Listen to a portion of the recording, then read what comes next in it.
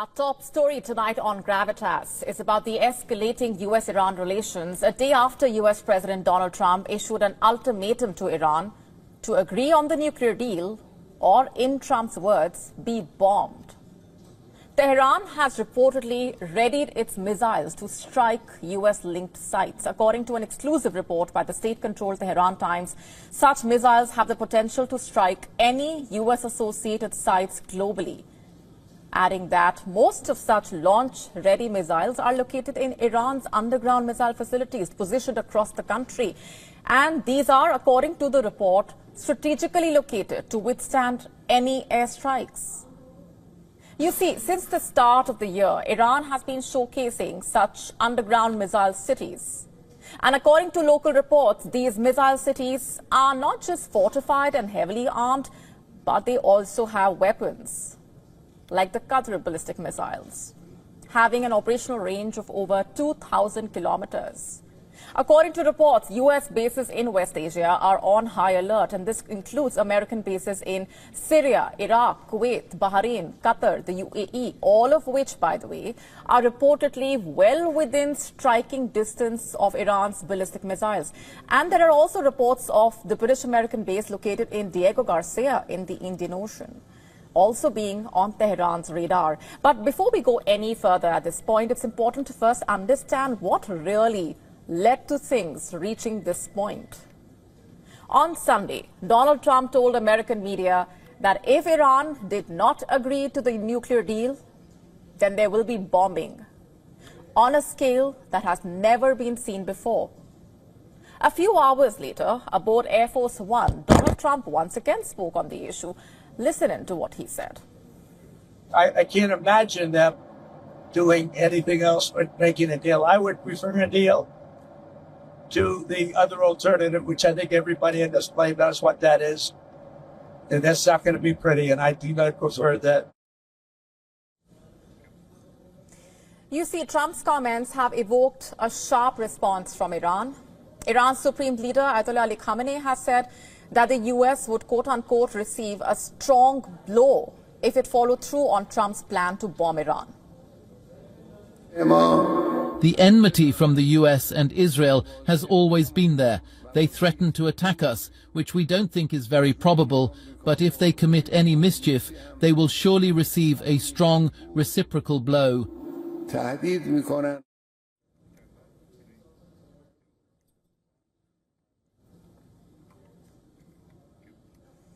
And now Khamenei's statement holds a lot of importance.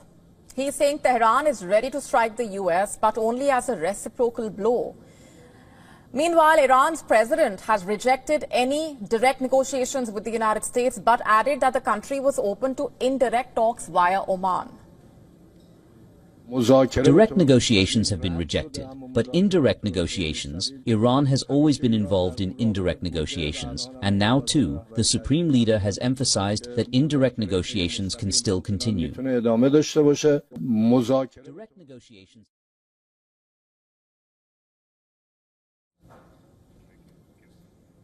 Meanwhile, U.S. attacks on Yemen continue.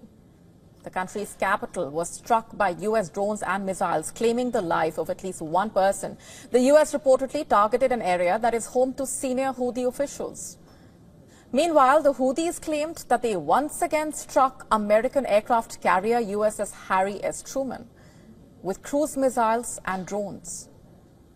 As tensions in West Asia continue to mount, the question is, will the U.S. follow through on its plan to strike Iran if the nuclear deal sees no breakthrough? And if so, will Tehran's retaliation prompt an all-out war, the scale of which West Asia has never seen before? Yesterday, we told you on WION that the United States delivered the first F-16 fighter aircraft to Taiwan, marking the first of the 66 fighter jets that will be supplied to Taiwan by the United States. And on the back of this development, the United States appears to be shifting its military focus solely towards China. A secret Pentagon memo reveals that the U.S. military is being realigned to counter a potential Chinese invasion of Taiwan, while reducing its presence in other global hotspots. According to reports, U.S. Defense Secretary Pete Hegseth has ordered a strategic overhaul, emphasizing deterrence against Beijing while scaling back U.S. deployment elsewhere. The classified document, known as the Interim National Defense Strategic Guidance, was reportedly circulated within the U.S. Department of Defense early this month. Signed by Hegseth himself, the memo reportedly lays out an aggressive approach to securing America's interests, highlighting U.S. President Donald Trump's vision of prioritizing national security against China above all else. The Trump administration and the Biden administration both identified China as the top threat to U.S. national security, but this latest guidance goes a step further, identifying the defense of Taiwan as the central scenario around which all military planning must revolve. The document reportedly states, and I'm quoting here, China is the sole pacing threat, quote unquote. The memo categorically shifts American military priorities towards the Indo-Pacific region, further outlining a plan designed specifically around a potential war with China. It involves bolstering troop presence through submarines, bombers, unmanned vessels, specialized military units. The plan also prioritizes weapons capable of striking hardened or underground targets and improving the security of U.S. bases in the Indo-Pacific. Additionally, it states that the Pentagon is working to pre-position military supplies and streamline logistics to ensure rapid response capabilities in the event of a Chinese invasion of Taiwan. Pete Hegseth recently toured the Indo-Pacific region, meeting with American troops in Guam, stressing that they are on the front lines of this emerging conflict with China. Allies in this neighborhood see the encroachment of communist China with very different intentions. And again, we hope to have a peaceful relationship with them. But we also stand with our allies to defend against that encroachment and defend American interests. Meanwhile, the memo also places pressure on Taipei to increase its defense spending to as much as 10% of its GDP to national security. And by the way, Taiwan has taken steps towards increasing its spending. Its president recently announced an increase in defense spending to over 3% of the GDP, up from around 2.5% as part of a broader military overhaul. And China responded swiftly, dispatching fighter jets and warships near Taiwan. The memo is clearly a major shift in the U.S. defense strategy. The country's focus is no longer on balancing threats across multiple regions. It's now squarely on Beijing. As tensions rise, one question remains. Is the U.S. preparing for an inevitable war with China? Our next story is about Trump, Putin, and the fate of the Ukraine war. After days of cozying up to Vladimir Putin, in sharp contrast to U.S. policy on Russia in a way, Trump is angry with the Russian president. You heard that right. The U.S. president is furious, and he is making that very well known. In fact, in an interview with America's NBC News, the U.S. president has said that he is, quote-unquote, pissed off with Putin's approach to the ceasefire. Trump, remember, is pushing for Ukraine and Russia to swiftly agree to a ceasefire deal. He has warned that he will slap 25 to 50% tariffs on buyers of Russian oil if Moscow keeps blocking the peace talks with Ukraine. Trump's comments marking a huge shift from the way Trump usually speaks about the Russian leader. And he has also ramped up the rhetoric against Russia, as Ukraine continues to suffer from one after the other deadly attack from Russia. Just look at what's happening on the ground in the battlefield. It's still on fire, even as Trump's efforts to get both Kiev and Moscow to the talking table continue. The fighting on the ground continues as well. On Monday, in fact, the Russian army claimed to have taken another village in the Kursk region. The Russian Defense Ministry released video footage said to be from Gogolevka, which the ministry said the Russian army had recaptured from the Ukrainian forces. Last Friday, remember, Russia had accelerated a push to try to drive Ukrainian forces out of Kursk.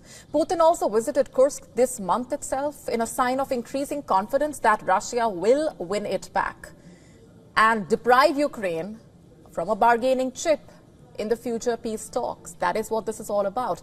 Earlier in the day itself, reports said that Russia had attacked the Ukrainian city of Kharkiv for a second consecutive night. The attack reportedly injured 3 people, sparking fires at industrial buildings and damaging 2 kindergartens. The state emergency of Ukraine released footage on Monday, showing firefighters putting out fires in destroyed buildings. The attack on Kharkiv, which is Ukraine's second largest city, lasted most of the night. The Ukrainian Air Force also said that it shot down dozens of the hundreds of drones that were launched by Russia during the overnight attack.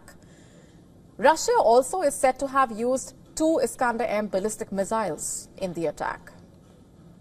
A day ago, Ukraine's President Volodymyr Zelensky had claimed that Russia hit Ukraine with more than 1,000 drones over the span of 1 week. Citing Russia's continued fighting, Zelensky once again called for a response from the US and other allies.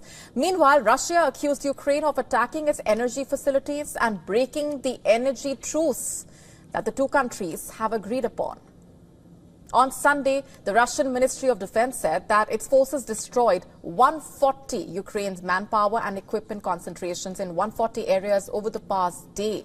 The Russian forces also struck a temporary deployment point for security service of Ukraine units with missile, destroying 170 Ukrainian militants and foreign mercenaries. But that's not all. The Russian forces also claim to have seized control of 1 settlement in Zaporizhia, and these are just the latest in a string of attacks on the battleground.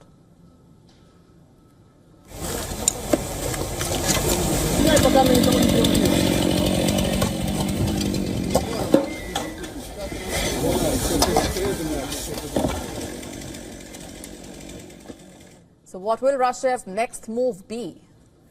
Putin has already called for the complete annihilation of Ukraine. His forces are making a final push on the battleground. How much more can Ukraine endure? The way things stand, Ukraine's best chances are in the deal being worked out between Russia and the United States. And Trump's threat seems to have worked, because on Monday, after Trump's threat to sanction Russia, the Kremlin said that Russia and the United States were working on a possible peace settlement in Ukraine. And the Kremlin spokesperson Dmitry Peskov said that the Russian president remains open to contact with Trump and that a call between them could be set up at short notice if necessary, though no call has been scheduled for this week.